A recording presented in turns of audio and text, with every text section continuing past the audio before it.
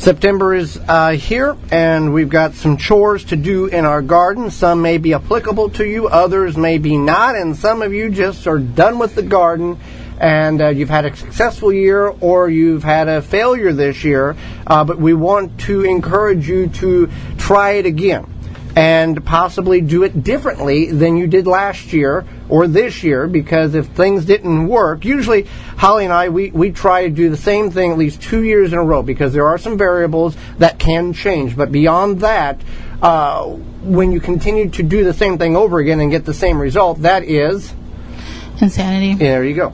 So these are things you can do throughout the month. This is not like this weekend you get all this done. Like, you kind of have to think about where you live. Maybe if it's better to do some of these things as we move into October versus right now. So one thing is to stop pruning and fertilizing. Yes, that's true. But if you fertilize your lawn in the fall, then maybe that's something you want to do. Pruning might mean, like, if you prune your tomatoes, you're going to want to stop doing that. Versus if you prune your perennials in the fall, that's something you want to prune. So it's like, stop pruning what you prune during the summer. Well, the tomatoes you can prune about 30 days before your first average frost to stress the plant to put the fruit on to ripen the fruit. But yes, we want to stop that. What else we want to do here? You want to bring your summer houseplants that you may keep outside in the summer. You might want to bring those back in. We talked last week on the program that how to transition them from outdoors to indoors. Basically, you want to try to do it when the ambient temperature is close to the same, so the shock is not as intense on these plants. Right. And we want to make sure they still have adequate sunlight, or a unit such as a Happy Leaf, and put them underneath Happy Leaf LED grow light. Put them under that unit to keep them thriving throughout the fall and winter months. Definitely. Now, this is something that you want to think about depending on where you live, and as you get closer to October, is to cover your plants if there's frost warnings. We can have frost warnings as soon as mid-September, but it's something that you need to be aware of and have a plan. Then you also want to do some, not necessarily planning for next year, but your garden is probably at its peak right now, so maybe you want to take some pictures. You want to think about your frustrations, your triumphs, all of that stuff. You have a piece of technology, most of you do, in your hand about 90% of the day. It's called the phone, and you can make notes and take photographs.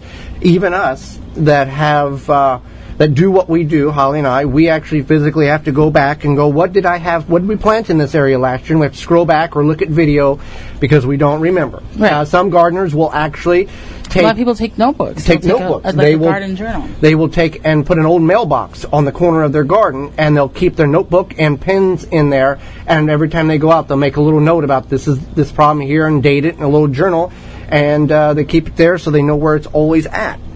You also want to harvest anything that is remaining. Maybe not now, maybe in a couple weeks, whatever. Just remember to do that before we get a hard freeze or a hard frost. You want to cure your winter squash for storage. You're just going to put it in a cool, sheltered, shady spot for about a month. So that could be like a garage, as long as you don't have little rodents or something coming into your garage, or wildlife or whatever. But even like a cooler place of your home, just away from direct sunlight, then you can cure it for storage. You want to take cuttings to overwinter. You can do this. I'm doing this currently with a wild blackberry. I've taken cuttings from it and submerged the cut portions in water, and that will take about 3 to 4 weeks before it will begin to root. But that way I can try to domesticate the wild blackberries and get them planted in the garden. If you have a water feature in your garden, you do want to start thinking about winterizing that at some point. We don't really know much about that. Well, now, it depends on if you got a bird feeder or the bath or how large of an item there is. But if you have like a koi pond or what have you. Yeah. Now, Doug Oster, who is the host of The Organic Gardener and EverybodyGardens.com up at Pittsburgh, he has a water feature, a large bird bath that's in the center of his garden, and there are heating elements in which you can put in that water to keep it from freezing all winter long. And he does that to encourage the birds, and he has much activity in the dead of winter where he has the bird feeders and the birds can come and drink water from it. So if you have a feature such as that, there are devices in which you can put in the water to prevent it from freezing during the winter months to help the wildlife and also give something for you to enjoy as the birds come in to feed and drink water. Yep, so there's that, and then you also want to divide and move your perennials. Typically that's when you're going to do that, is in the fall. And then you also want to start place your bulbs. Fall bulbs. If it blooms in the spring, you want to plant it in the fall, and many of the bulbs require different requirements in order to do that.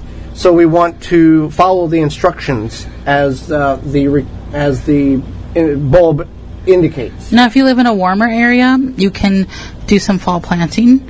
You can kind of based on you probably know this where you live, but you can do your fall crops then.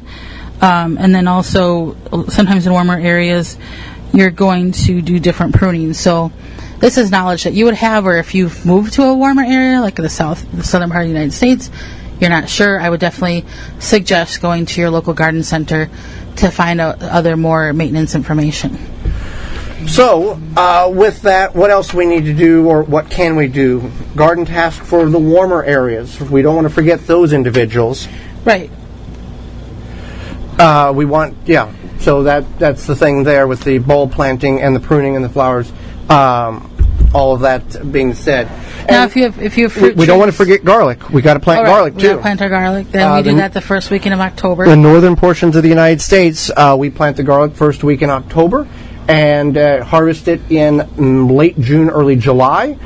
So we want to keep that in mind. If you're in the southern portions of the United States, there are some techniques and tips in which you can access in order to get garlic to grow in your warmer climate. It's a little more of a challenge, but it can be done, and there are some successful garlic growers in the South when it comes to that, yes.